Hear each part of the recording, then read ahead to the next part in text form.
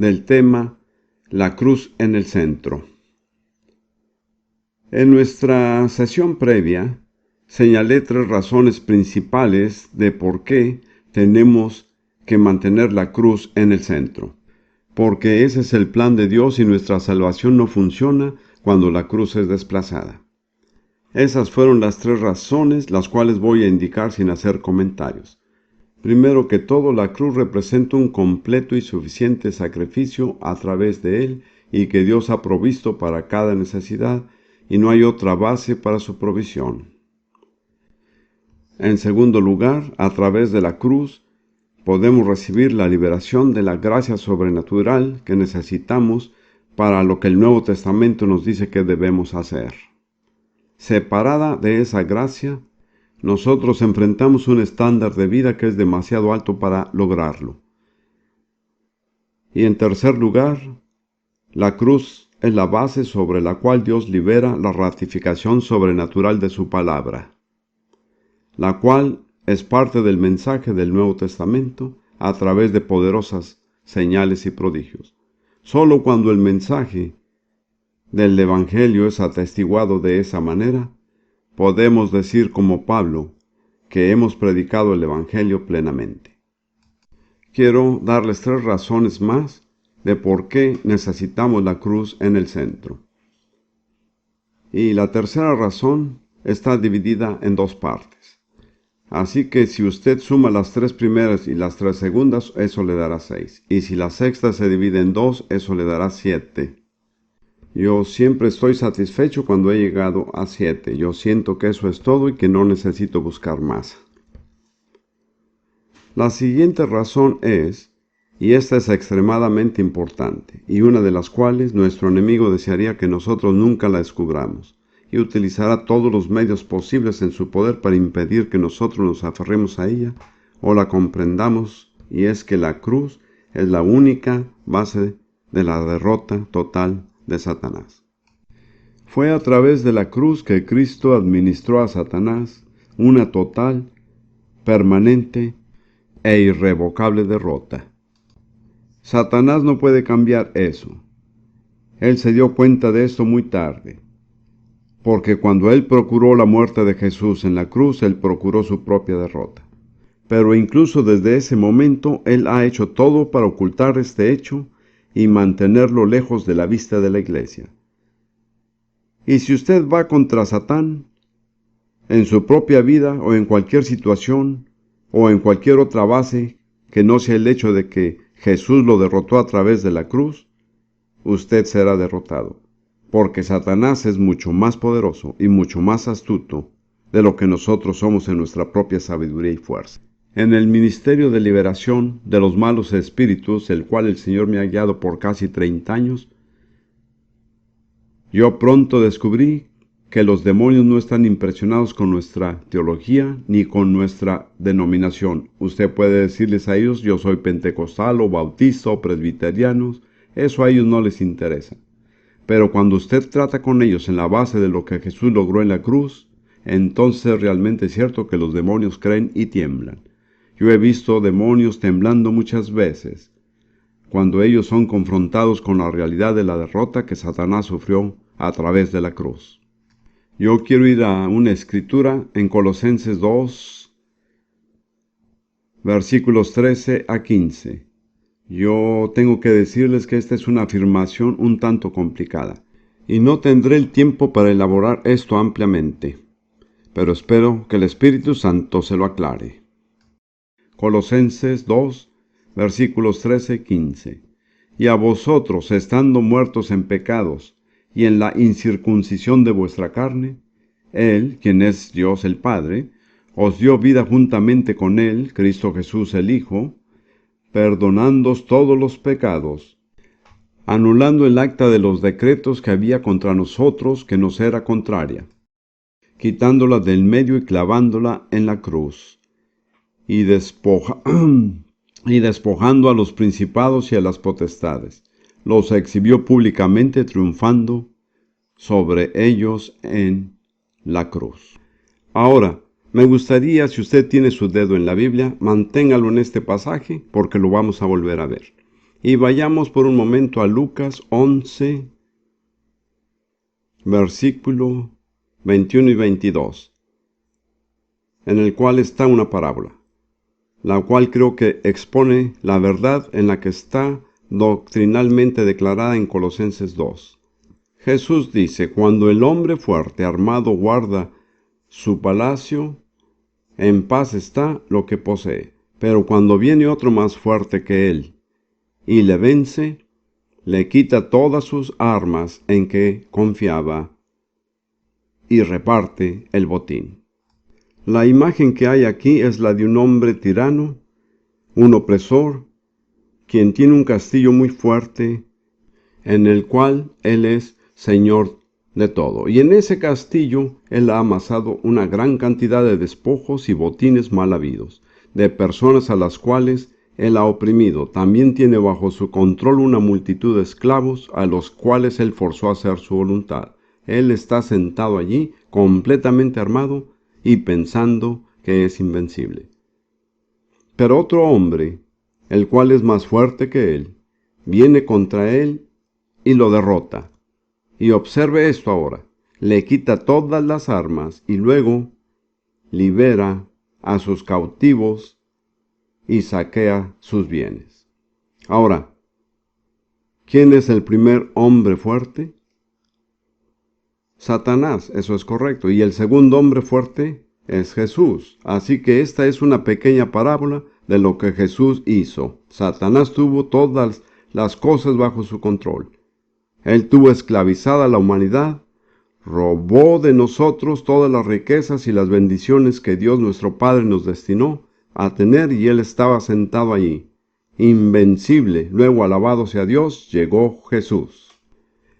Y sin ningún arma militar, solo a través de la cruz, Jesús administró una total, permanente e irrevocable derrota contra Satanás. Habiéndolo derrotado a él, escuchen, él tomó de él todas sus armas. Y luego dijo a los cautivos: ahora ustedes pueden ser libres. Y les dijo: y mientras ustedes están yendo, tomen algunos de los despojos. Esa es la imagen propia de Jesús, de lo que él logró por su muerte en la cruz. Ahora, regresemos de nuevo a Colosenses, capítulo 2, versículos 13 al 15. Y usted encontrará cómo él lo hizo. Me parece que yo disfruto eso debido a mi trasfondo en la filosofía, porque hay algunos beneficios en haber sido un filósofo y yo he aprendido a razonar. No creo que pueda entrar en muchos detalles en los que a mi mente le gustaría ir. Pero Jesús lo arruinó. Si usted mira el verso 15, él despojó a los principados y potestades. ¿Quiénes eran esos principados y potestades? Satanás, es correcto. De los mismos principados y potestades habla en Efesios 6:12, donde dice: porque nuestra lucha no es contra sangre y carne, sino contra principados, contra potestades, contra los poderes de este mundo de tinieblas, contra las huestes espirituales de maldad en las regiones celestiales. Así que Jesús a ellos los derrotó y los despojó de sus armas. Y él hizo una demostración pública de ellos. Y lo que nosotros necesitamos entender es sobre qué base él hizo eso. Porque hasta que nosotros no entendamos la base, nosotros podremos creer en teoría, pero no podremos aplicarla en la práctica. ¿Cuál es la gran arma de Satanás contra la humanidad? Usted podrá darme algunas respuestas, pero yo solo voy a aceptar una. No he escuchado bien. La culpa, eso es correcto. Mire, la culpa. Yo voy a darle a usted una pequeña imagen, la cual es solo un producto de la imaginación, sobre algo que pudiera haber ocurrido mucho tiempo atrás, quién sabe cuántos años hace. Nosotros sabemos que Satanás, por lo menos en el tiempo de Job, tenía acceso a la presencia de Dios, porque cuando los ángeles vinieron a presentarse ellos mismos y dar una explicación de lo que ellos han estado haciendo, Satanás se unía a la multitud. Es típico de él porque su actitud fue: bueno, Dios, yo sé que yo cometí un error, pero aquí estoy. Yo aún estoy viniendo a su presencia. Y de acuerdo a mi entendimiento, la única persona que vio a Satanás fue el Señor. porque Pablo dice que él fue transformado en un ángel de luz. Luego, usted recuerda que Dios y Satanás tuvieron una discusión sobre Job. ¿Acaso no se alegra de no ser la persona sobre la que ellos están discutiendo? De todos modos, me imagino a Satanás. Él es imprudente, él es desafiante, él es jactancioso, él tiene una gran boca. Y yo me imagino algunas veces a Satanás diciéndole a Dios: escuche, Dios, yo sé que eres justo y un Dios santo. Yo sé eso bastante bien. Y sé que soy un rebelde. Y tú ves que el lago de fuego y azufre no está en el cielo ni está en la tierra, sino allá, en las tinieblas de afuera. Y sé que es ahí a donde voy a ir, Dios. Y merezco ir ahí. No lo discuto. Escucha, solo quiero decirte algo, Dios.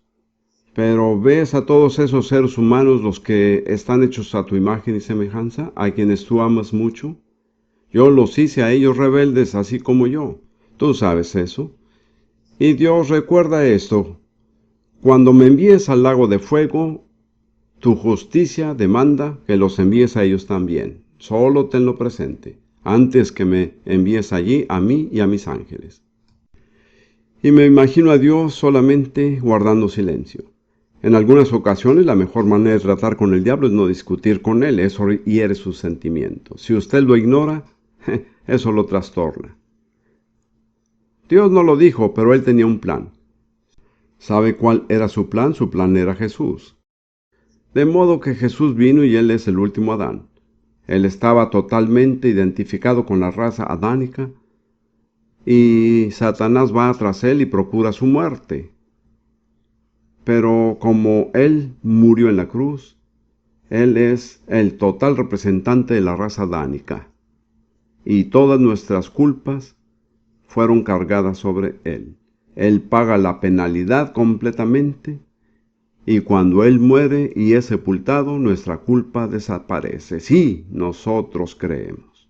Nosotros tenemos que aceptar esto por fe. ¿Entiende usted lo que Dios ha hecho? Él fue hecho una vía para que la humanidad sea indultada del lago de fuego. Y ahora en su justicia, Él puede perdonarnos y castigar a Satanás. Y no hay ninguna sugerencia en la Biblia que muestre que Satanás tiene algún otro destino que no sea el lago de fuego. Jesús no tomó sobre sí la naturaleza de los ángeles. Él no es un sustituto para los ángeles. Él es el último Adán. Él es el sustituto para toda la raza adánica, pero solo para la raza adánica. Y una de las cosas que yo pienso sobre la eternidad es que será demasiado corta para descubrir por qué Dios se preocupó tanto por la raza adánica.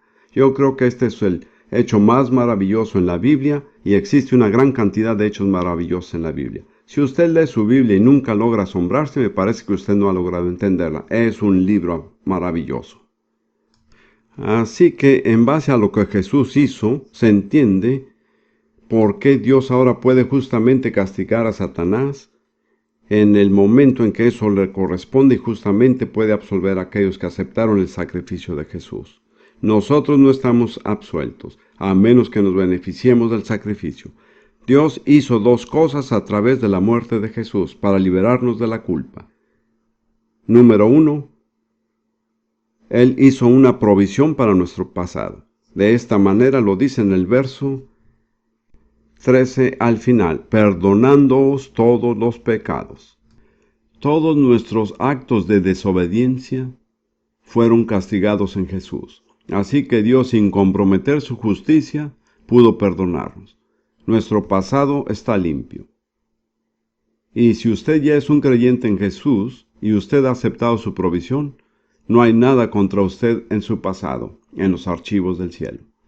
Cada mala obra que usted alguna vez haya hecho ha sido borrada. Dios las ha echado en el mar de su olvido y Él ha dicho que no las recordará jamás. Corrie ten Boom solía decir: Él ha puesto un cartel que dice no pescar. Eso es lo que Dios ha hecho con nuestro pasado.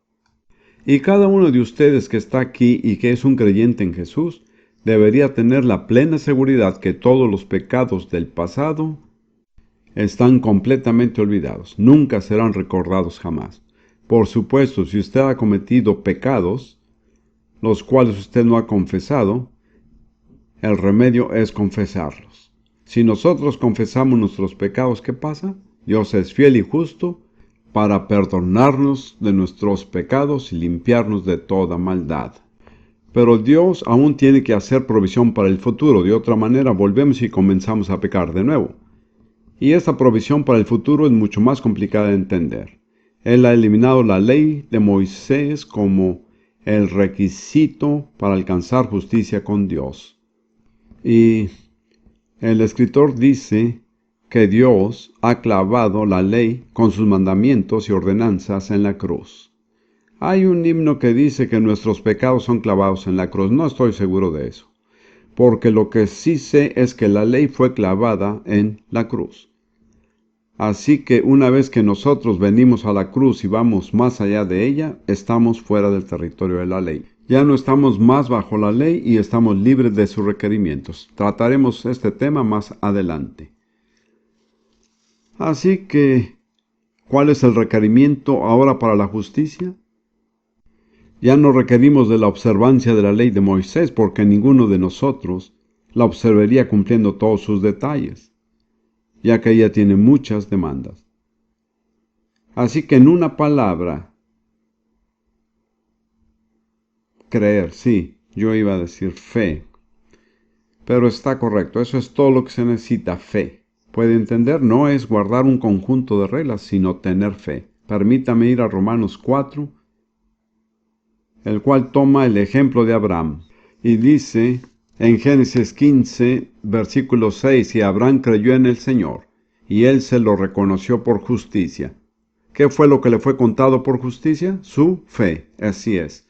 Y Pablo dice aquí al final de Romanos 4, 22, en adelante, por lo cual también su fe le fue contada a Abraham por justicia. Y no solo por él fue escrito que le fue contada o atribuido a él, sino también por nosotros a quienes será contada, como los que creen en aquel que levantó de los muertos a Jesús nuestro Señor, el cual fue entregado por causa de nuestras transgresiones y resucitado para nuestra justificación. Así que también estamos en la misma categoría con Abraham si creemos en el registro de lo que Jesús hizo en la cruz. Él fue entregado a la muerte a causa de nuestros delitos. Él pagó la penalidad y él fue resucitado de la muerte para nuestra justificación y para que la justicia pudiera ser aplicada a nosotros. Luego la justicia es aplicada a nosotros en la base de nuestra fe, como lo fue para Abraham. Abraham no ganó la justicia por mantener las obras de la ley, incluso no estaba bajo la ley. Ella no va a ser aplicada a nosotros a causa de lo que hacemos, sino a causa de lo que creamos. La fe es la única base para la justicia que es aceptada por Dios. Lo que yo entiendo es que Dios no nos permite añadir nada que no sea ese requisito. No es la fe más otra cosa. No es la fe más la ley, ni la fe más la iglesia o la fe más el bautismo, ni tampoco la fe más las buenas obras. Es solo la fe. Y como ellos decían, sola fide, ¿sabe lo que significa? Solo por la fe. Esa es la gran verdad recuperada a través de la Reforma. Yo no creo que la Reforma recuperó todo, pero logró echar mano de ese hecho. Es solo por la fe que nosotros podemos ser contados como justos con Dios, porque Dios ha derogado la ley de Moisés como un requerimiento para alcanzar la justicia, y Él no lo ha sustituido por ninguna otra ley, alabado sea Dios. Yo sé que he enseñado esto muchas veces y he visto a cristianos con sus bocas abiertas, mirándome escandalizados. Ya me he acostumbrado a eso, pero realmente esta es la verdad central del Evangelio. Lo asombroso es cómo muchas personas dicen que ellas creen en el Evangelio, pero no entienden esto. Permítame darle una escritura más, en Efesios capítulo 2, comenzando en el versículo 14. Hablando de nuevo acerca de lo que Jesús hizo por nosotros en la cruz. Porque Él es nuestra paz, que de ambos pueblos hizo uno. ¿Quiénes son ambos? Judíos y gentiles. derribando la pared intermedia de separación, aboliendo en su carne las enemistades, la ley de los mandamientos expresados en ordenanzas. Y pienso que lo dejaremos aquí. Él abolió en su carne, por su muerte, la ley de los mandamientos expresados en ordenanzas. Y por lo tanto abolió la enemistad. Si usted se da cuenta, la ley no trae paz, ella trae enemistad. Primero que todo, ella trae enemistad entre judíos y no judíos. Y ha sido así por 4,000 años o 3,500 años. Por un lado están los judíos haciendo esto y aquello y diciendo esto es lo que nos hace justo. Por otro lado, el resto de nosotros diciendo nosotros somos justos como ustedes son, o tal vez mejores. Y entonces la ley también trae enemistad entre Dios y el hombre. Porque cuando nos ponemos bajo la ley y la quebrantamos, nos convertimos en enemigos de Dios. Así que con el fin de que nosotros podamos alcanzar la justicia, Dios ha dejado a un lado los requerimientos de la ley de Moisés.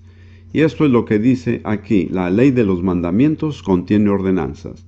Y si desea mirar en otra traducción, la cual sea más específica, mire la Nueva Versión Internacional, lo dice claramente. La mayoría de nosotros nos sentimos como un náufrago que se está sosteniendo en una tabla, la cual es la ley. Si nosotros nos desprendemos de esa tabla, nos ahogamos. La verdad del asunto es que tenemos que ahogarnos y salir a flote, porque la tabla no lo hará. ¿Cuál es la clave para llegar a ser justos? En una palabra: fe. Escuchen, hay un ejemplo maravilloso en Lucas capítulo 22, en la última cena. Jesús le está advirtiendo a Pedro que él lo va a negar 3 veces esa noche. Y él dice esto a Pedro, en los versos 31 y 32. Simón, Simón, he aquí Satanás os ha pedido para zarandearos como trigo, pero yo he rogado por ti. ¿Qué fue lo que él oró? ¿Que no lo negara? No, que tu fe no falte. Pedro, tú estarás haciendo un montón de cosas malas, pero si tú sigues creyendo, yo estaré contigo. Esa es una buena noticia. Si nosotros podemos solo continuar creyendo, Dios nos dará la salida. Nosotros podemos tener problemas, podemos tener derrotas, pero nuestra fe nos es contada continuamente como justicia. Si nosotros regresamos a la historia de Abraham, es muy interesante notar que Abraham hizo un buen número de cosas malas. Él permitió que su esposa fuera tomada para un harén. Eso no es algo muy bueno que se deba hacer. Dios no lo aprobó, pero al mismo tiempo, incluso mientras lo estaba haciendo, su fe le estaba siendo contada como justicia. ¿Se da cuenta? Si solamente pudiera captar esto, usted daría un suspiro de alivio. Yo no quiero decir que Dios nos anima a hacer malas cosas, pero si nosotros estamos sinceramente tratando de hacer lo que Él quiere, incluso si nosotros hacemos cosas malas, nuestra fe aún nos es contada por justicia. Relájese. Usted no tiene que aguantar. Solo continúe creyendo. Eso es todo. Y por esa provisión, Dios ha hecho posible que nosotros estemos libres de culpa. Gracias a la cruz, Satanás no tiene nada más que él pueda acusarnos. Miremos Romanos 5:1. Realmente no necesitamos verlos. Sabemos que dice: justificados pues por la fe, tenemos paz para con Dios. E incluso después en Romanos 8:1, el cual dice: ahora pues ninguna condenación hay. ¿Cuánta condenación? No hay condenación. ¿Y esto es para los que permanecen en la ley? No, para los que están en Cristo Jesús. Como yo entiendo Romanos, y yo he enseñado sobre esto en una serie de videos recientemente, hay una peregrinación desde el capítulo 1 hasta el capítulo 8. Yo lo llamo la peregrinación romana.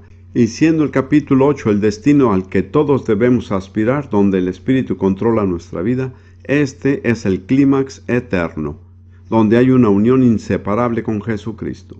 En el capítulo 8 está la victoria, pero solo hay una puerta de entrada, y es el versículo 1. Ahora pues ninguna condenación. Y si usted está bajo condenación, usted no puede vivir en Romanos 8. Y la mayoría de cristianos son objeto de condenación una y otra vez, y ellos pierden esto. Ellos no se quedan en el capítulo porque ellos no han aprendido las bases de ser libres de la condenación. Veamos por un momento Apocalipsis 12. Aquí logramos ver una imagen buena de nuestro enemigo. Algunas personas dicen que esto ya ha ocurrido. Personalmente creo que eso aún ocurrirá en el futuro, pero no voy a discutir sobre eso en este momento. Aquí se describe a Satanás y a sus ángeles siendo echados del cielo. Y luego en el versículo 10 dice: Entonces oí una gran voz en el cielo que decía: Ahora ha venido la salvación, el poder y el reino de nuestro Dios, y la autoridad de su Cristo, porque ha sido lanzado fuera el acusador de nuestros hermanos, el que los acusaba delante de nuestro Dios día y noche. Esto es en el futuro. Y nos dice dónde está Satanás y qué es lo que está haciendo ahora. ¿Qué es lo que está haciendo? Nos está acusando. ¿Se da cuenta de eso?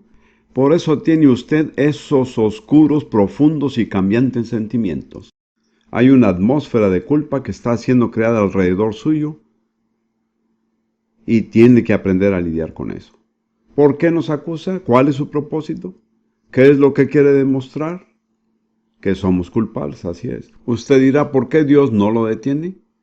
Como yo lo entiendo, la respuesta de Dios es: porque yo te he dado el poder para que tú puedas hacerlo, y no lo haré yo, sino tú. Y en el verso siguiente nos dice cómo hacerlo. Hermanos y hermanas, yo no cobraré nada por esto, pero si usted fuera a pagarme, no hay dinero que usted pueda pagarme y que pueda valer lo que le voy a decir. Porque esta es la respuesta a la culpa. ¿Cuál es? Ellos lo han vencido. ¿A quién? ¿A quién han vencido? Puede notar que hay un conflicto directo entre el pueblo de Dios y Satanás. Ellos lo vencieron a él. A algunas personas les gusta decirnos que Satanás no crea ningún problema a los cristianos. Eso no es cierto y no es bíblico. ¿Cómo lo han ellos vencido? Por medio de la sangre del Cordero y de la palabra del testimonio de ellos. Les diré lo que yo creo que esto significa. Nosotros vencemos a Satanás cuando testificamos personalmente lo que la palabra de Dios dice que la sangre de Jesús hace por nosotros. Ese es nuestro testimonio. Ahora, bajo el antiguo pacto, con el fin de aplicar la sangre del Cordero Pascual, el cual les garantizaba inmunidad del juicio, ellos tenían que rociar la sangre en el dintel y en los postes de la puerta. ¿Recuerda la historia? Y ellos solo podían usar una cosa para rociar la sangre: un pequeño manojo de una hierba llamada hisopo. Ellos mojaban la hierba en la vasija, salpicaban la sangre y eran salvos. Ahora, para nosotros la sangre de Jesús ya ha sido derramada. Cristo, nuestra Pascua, ha sido sacrificado. La sangre está disponible. ¿Cómo la aplicamos cuando la necesitamos? ¿Cuál es nuestro hisopo? La respuesta está allí en el versículo. Nuestro testimonio, eso es cierto. Por nuestro testimonio aplicamos la sangre donde nosotros vivimos, ¿lo ve? Así que hemos vencido a Satanás cuando testificamos personalmente lo que la palabra de Dios dice, lo que la sangre de Jesús hace por nosotros. Si el tiempo fuera ilimitado, yo los llevaré a través de una serie de confesiones. Pero la Biblia dice que hemos sido redimidos por la sangre de Jesús de las garras de Satanás. La Biblia dice que la sangre nos limpia de todo pecado. La Biblia dice que somos santificados por la sangre, que somos redimidos por la sangre. Aquí vemos 4 cosas. Practiquémoslas diciéndolas. Yo les digo a ustedes que estoy pensando en decirle a mi esposa que venga aquí al frente. Realmente estoy tratando de hacerlo en este momento, porque el tiempo se acaba y no tengo mucho más. Tenemos una confesión, un testimonio que usamos con regularidad. Y lo vamos a decir. Y es realmente la aplicación de Apocalipsis 12:11. Mi cuerpo es un templo del Espíritu Santo, redimido, limpiado y santificado por la sangre de Jesús. Mis miembros, las partes de mi cuerpo, son instrumento de justicia, cedidas a Dios para su servicio y para su gloria. El diablo no tiene lugar en mí, no tiene poder sobre mí, no hay demandas pendientes en mi contra, todas ellas han sido resueltas por la sangre de Jesús. Yo he vencido a Satanás por la sangre del Cordero y por la palabra de mi testimonio, y yo no amo mi vida hasta la muerte. Mi cuerpo es para el Señor, y el Señor es para mi cuerpo. Me gustaría seguir adelante. Esto es solo una pequeña demostración de cómo aplicar la victoria que Jesús ganó en la cruz sobre Satanás. Bueno, nosotros tenemos que seguir. Y la siguiente razón de por qué necesitamos a la cruz en el centro es porque ella es la puerta al secreto de Dios. Es la sabiduría escondida. Bien, regresemos a 1 Corintios 2. Pablo ha dicho que no nos ocupemos en la sabiduría de este mundo, pero en el verso 6 él comienza hablando sobre una clase diferente de sabiduría. Y la Biblia Reina Valera usa la frase en misterio la sabiduría oculta de Dios. Debido a mi formación en filosofía, eso es exactamente lo que yo estoy buscando. Un secreto, la sabiduría escondida. No la encontré en el cristianismo que yo conocía, no la encontré en la filosofía, la busqué en el yoga, la busqué en todo tipo de lugares improbables y no la encontré. Y luego yo descubrí que hay una puerta. Y esa puerta tiene la forma de la cruz. Si usted va a través de la cruz, en el otro lado está el secreto, la sabiduría escondida de Dios. Si usted tiene esa personalidad como yo, esa declaración le tiene que emocionar. Para mí es emocionante tener acceso al secreto de Dios, a la sabiduría escondida. Leamos 1 Corintios 2, 6 en adelante. Sin embargo, hablamos sabiduría entre los que han alcanzado madurez, pero una sabiduría no de este siglo ni de los gobernantes de este siglo que van desapareciendo, sino que hablamos sabiduría de Dios en misterio, la sabiduría oculta que desde antes de los siglos Dios predestinó para nuestra gloria. Si esto no lo emociona a usted, es que usted nunca lo entendió. Dios ha preparado un misterio, la sabiduría oculta, y la razón de esta sabiduría es para llevarnos a su gloria. ¿No es emocionante? Dios tenía desde la eternidad un plan para que llegáramos a su gloria. El plan está contenido en su secreto, la sabiduría oculta. La puerta de entrada es la cruz. Si usted va a través de la cruz, usted estará en el secreto, en la sabiduría oculta de Dios. Pablo continúa diciendo, la sabiduría que ninguno de los gobernantes de este siglo ha entendido, porque si la hubieran entendido no hubieran crucificado al Señor de gloria, sino como está escrito, cosas que ojo no vio ni oído yo ni han entrado al corazón del hombre son las cosas que Dios ha preparado para los que le aman. No descubrimos esto con los sentidos ni con la razón, no descubrimos esto con la imaginación. ¿Cómo lo descubrimos? Pablo nos lo dice, pero Dios nos la reveló por medio del Espíritu, porque el Espíritu todo lo escudriña, aún las profundidades de Dios.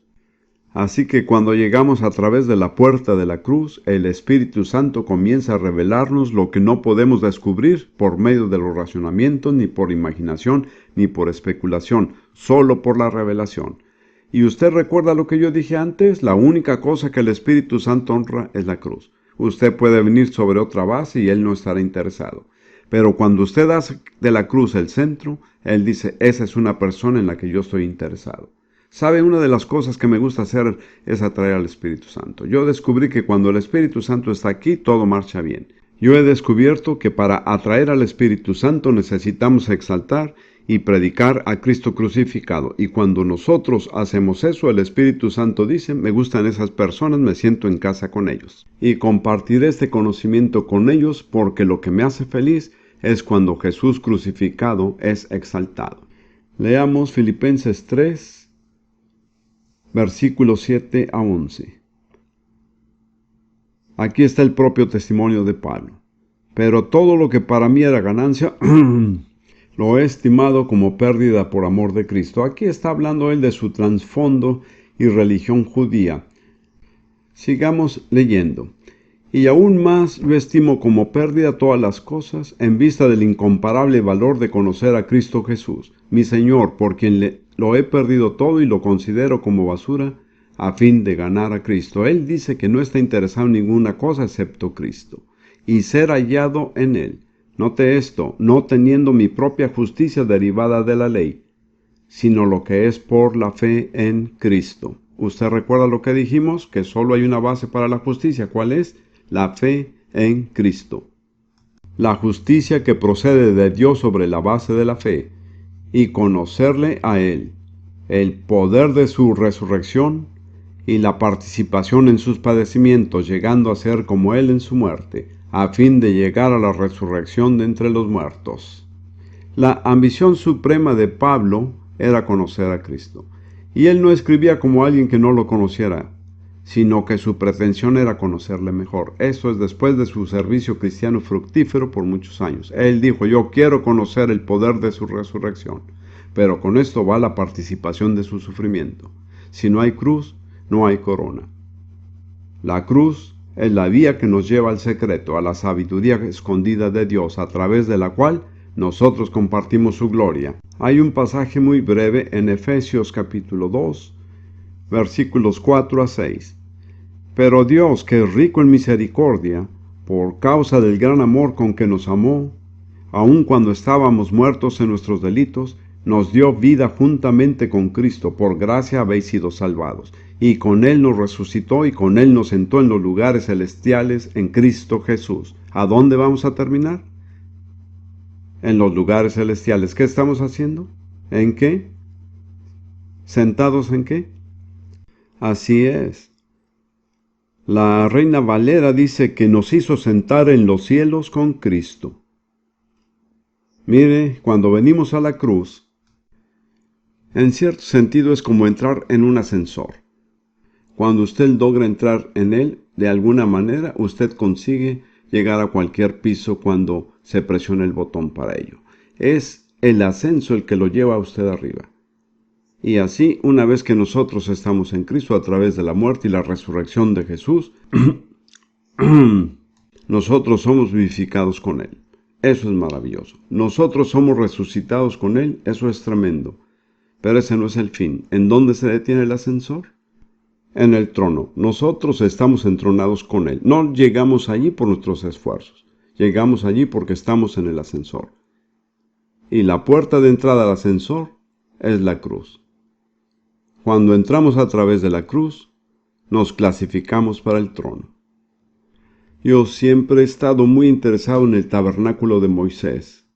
Hay dos clases de personas, las que se emocionan con el tabernáculo y las que no. Yo formo parte del primer grupo.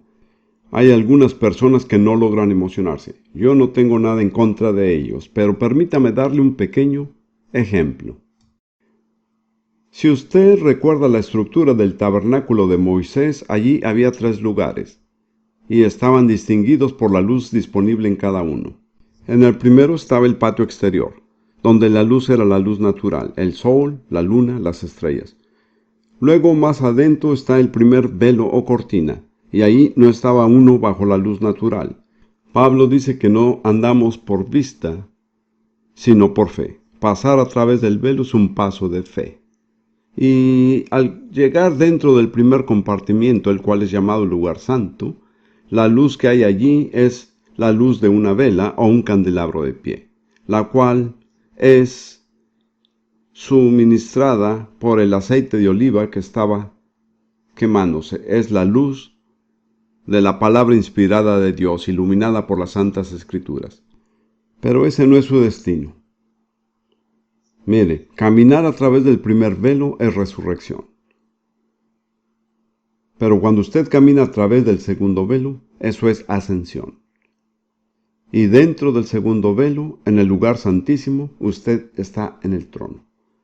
Hay 2 ministerios supremos de Jesús, el Rey y el sacerdote, y son ejercidos desde el segundo velo. Y la luz que hay allí no es la luz de una vela. De hecho, la cosa emocionante sobre todo esto es que si consigue llegar adentro, todo está completamente oscuro. Allí no hay fuente de luz. Solo me pregunto, ¿cuántos de ustedes harían de esto su destino?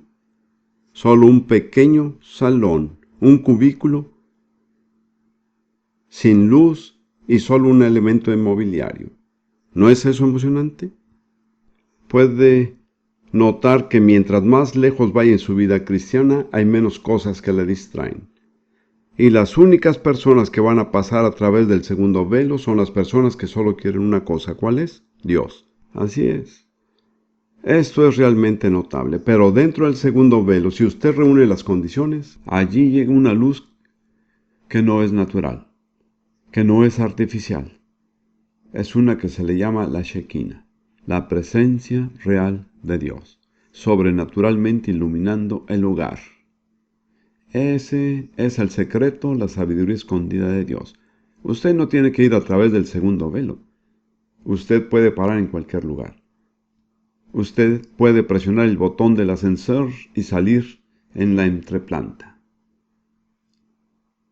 Hay algo en mí que me quiere llevar tan alto como el ascensor pueda llegar. Yo realmente veo en las vidas de los grandes hombres de Dios que llegan a un lugar en un sentido de soledad, en donde uno es despojado de todo, excepto de Dios. Pero cuando usted tiene a Dios, usted tiene todo. Realmente ese es el final de Romanos capítulo 8, si se fija. Nosotros estamos unidos con Cristo. En Colosenses 3 dice que Cristo es el todo en todos. Pablo dice que me importa saber acerca de la ley, que me importa saber acerca de mi herencia en el judaísmo, que me importa saber acerca de todo lo que he perdido. No importa mucho a mí esto, porque lo que yo quiero es estar dentro del segundo velo. Yo quiero la revelación de Jesucristo. Yo no quiero la teología. Yo incluso no quiero la doctrina. Yo quiero revelación. Yo quiero una revelación personal e íntima de Jesús. Esa es la única cosa que puede completamente satisfacer el anhelo en mi alma. Esa es la manera en la que yo puedo entender. Hemos llegado a la tercer punto en esta sesión. La sexta, si tomamos en cuenta la primera sesión. En hacer de la cruz el centro. Yo espero haberlos animado. Si yo no los he animado, yo no he comunicado nada. Yo estoy muy contento, tanto en este momento yo podría estar saltando, pero no puedo. Pablo dijo, si yo estoy sobrio es por causa de ustedes. Aquí hay una doble razón. La cruz es la última demostración del amor de Dios y de nuestro valor ante Él. Bueno, yo voy a repetirlo. La cruz es la última demostración del amor de Dios y de nuestro valor ante Él. Permítame tratar la primera parte. Juan capítulo 15, versículos 13 y 14. Jesús les está hablando a sus discípulos y les dice, nadie tiene un amor mayor que este, que uno dé su vida por sus amigos. Vosotros sois mis amigos si hacéis lo que yo os mando. En otras palabras, voy a demostrarles el amor más grande. Yo voy a sacrificar mi propia vida por ustedes.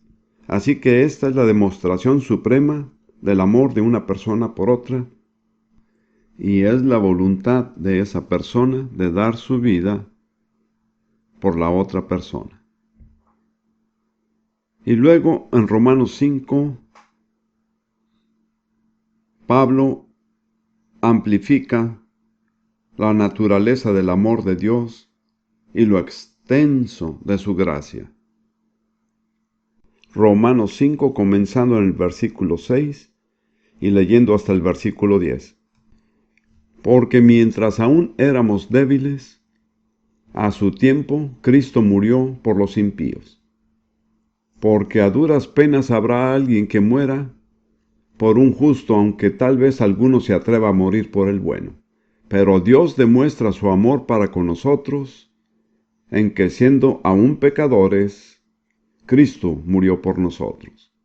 Entonces mucho más, habiendo sido ahora justificados por su sangre, observe, justificados por su sangre, seremos salvos de la ira de Dios por medio de él.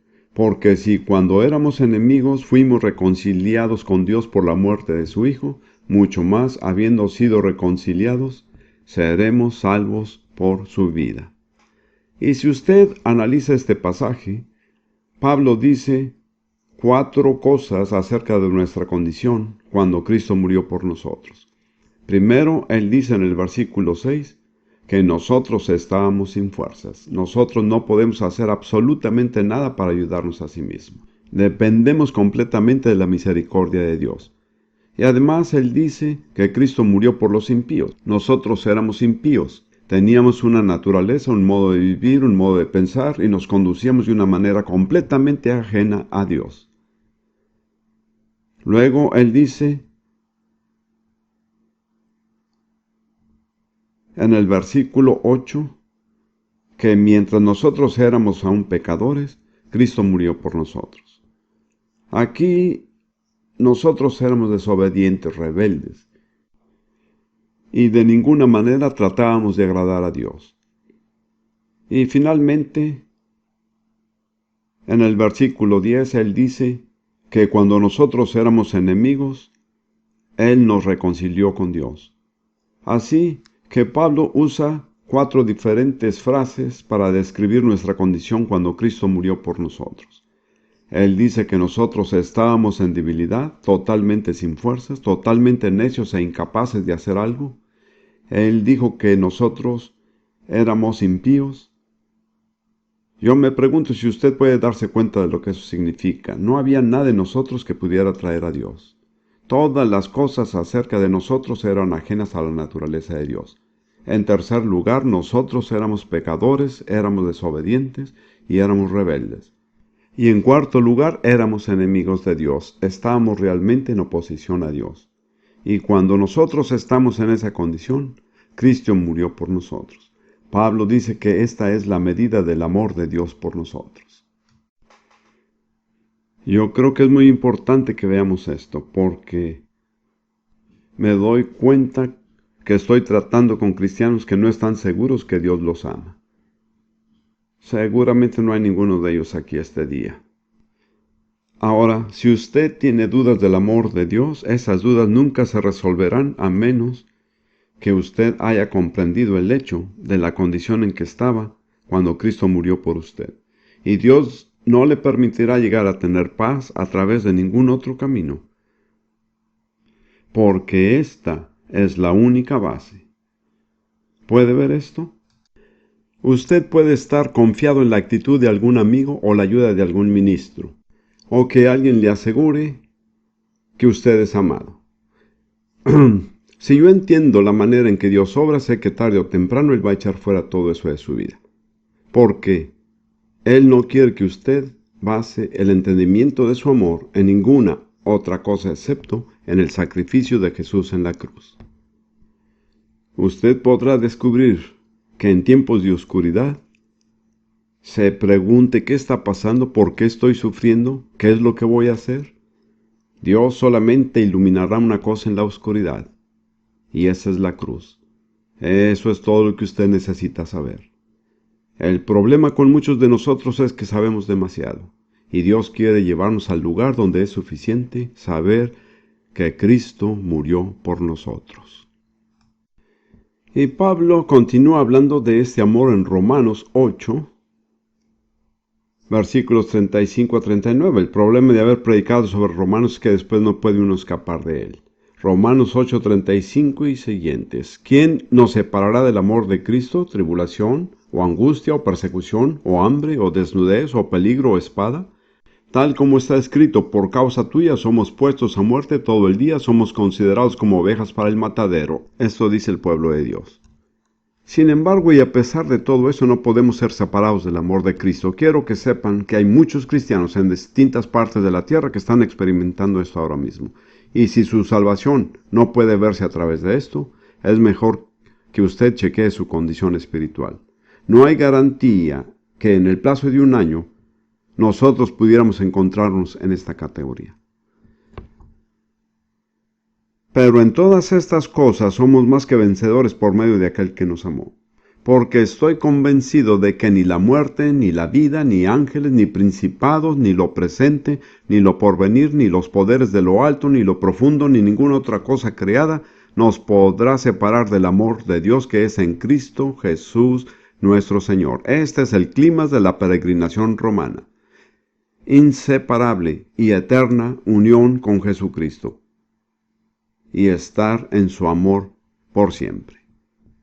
Ahora solo tenemos tiempo para mirar el otro aspecto de la demostración que vino a nosotros a través de la cruz. La primera demostración es el amor de Dios.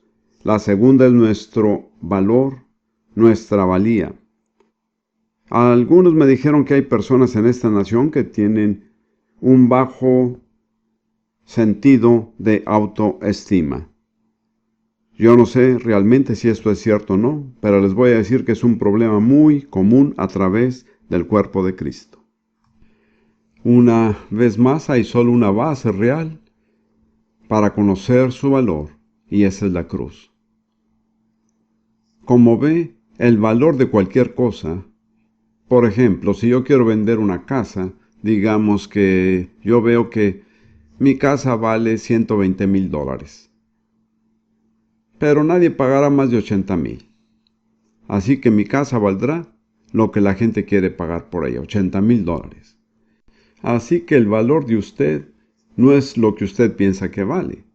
Su valor está en lo que Dios está dispuesto a pagar por esto. ¿Qué fue lo que Dios pagó por eso? Dígame. La sangre de Jesús. Veamos por un momento Hechos 20, versículo 28. Hechos 20, 28. Me gusta esto por una palabra de Dios. Pablo está hablando a los ancianos de la iglesia y les dice: tener cuidado de vosotros y de toda la grey, en medio de la cual el Espíritu Santo os ha hecho obispos para pastorear la iglesia de Dios, la cual él compró con su propia sangre. Pueden notar que fue la sangre de Dios la que compró la iglesia, la sangre de Dios a través de Jesús. Y luego Pedro dice en primera de Pedro 1, versículos 18 y 19, sabiendo. El problema es que muchos de nosotros no lo sabemos. Sabiendo que no fuisteis redimidos de vuestra vana manera de vivir heredada de vuestros padres con cosas perecederas,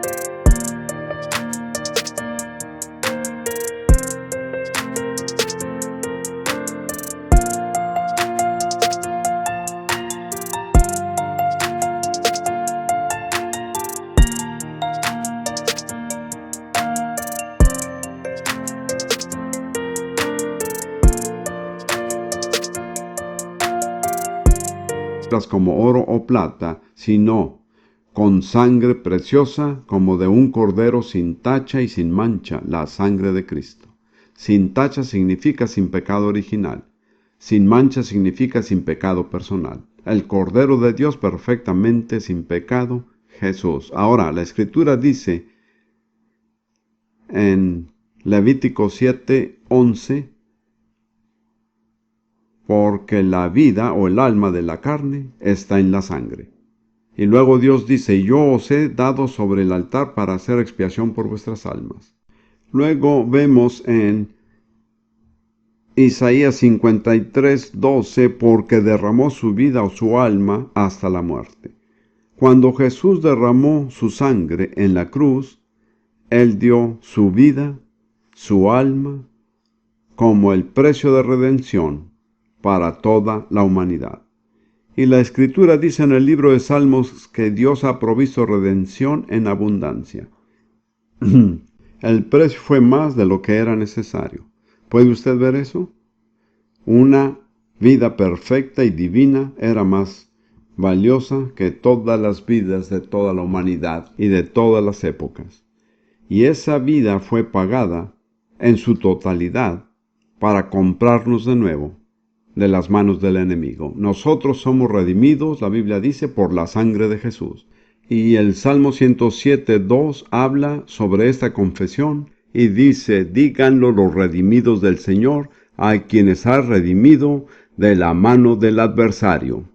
¿Ve que realmente usted no tiene su redención hasta que usted no lo diga? Al decirlo hace que sea real para usted. Por la sangre de Jesús yo soy redimido de las manos del diablo. ¿Le gustaría decir eso?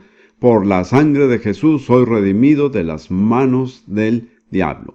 Déjeme darles una imagen final que me gusta. Está en Mateo 13, 45 y 46. Esta es una de las parábolas cortas. Yo sé que hay muchas maneras de interpretar esta parábola, y usted puede tener diferentes formas, pero tengo un poco de paciencia porque es muy real para mí. Si yo puedo comunicarla, le bendecirá. El reino de los cielos también es semejante a un mercader que busca perlas finas, y al encontrar una perla de gran valor, fue y vendió todo lo que tenía y la compró. Ahora, para mí, esa imagen representa, entre otras cosas, a Jesús, el hombre mercante. Y él conocía el valor, él no era un turista. Él conocía las perlas. Él vio una perla tan valiosa que él vendió todo lo que tenía para conseguirla. En mi sencilla manera de pensar, me imagino a este mercader yendo donde está su esposa y ella le dice: ¿por qué estás caminando de la casa a la oficina? Él dice: yo vendí el carro. ¿Vendiste el carro para qué? Y no solo eso, sino que vendí también la casa. ¿Vendiste la casa? Bueno, tendremos que mudarnos a la finca, ¿no? También la vendí. Yo he vendido todo lo que alguna vez he tenido. ¿Tú vendiste todo? ¿Por qué cosa? Porque yo encontré algo muy valioso y que era digno de todas las cosas. ¿Y qué era eso? Él abre la palma de su mano y dice: esta perla vale todo lo que yo pagué. ¿Qué representa esta perla? A usted. Un alma humana. Si nadie más alguna vez habría sido salvo en toda la historia, querido hermano y hermana, él habría muerto solo por usted. Así que yo quiero, para terminar, que se vea como una perla en las manos del Señor. Y quiero que usted escuche al Señor diciendo: yo di todo lo que tuve para comprarte. Esto es lo mucho que tú significas para mí. Nunca más quiero escucharte decir de nuevo que tú no tienes mucho valor, porque a mis ojos tú lo valiste todo. Yo di todo lo que alguna vez había tenido. Tú eres muy hermoso, muy perfecto. Yo conozco el valor que tienen las cosas. Yo lo vendí todo porque simplemente no alcanzaba lo que tú significas para mí. Esa perla en mi mano. ¿Cree usted eso? ¿Puede usted creer eso? Porque eso cambiará la vida de muchos de ustedes si usted realmente puede creerlo. Su valor es lo que Dios pagó por usted. No permitan que el mundo les diga que ustedes no valen mucho, porque usted vale lo que Dios pagó por usted. Diga: gracias, Señor.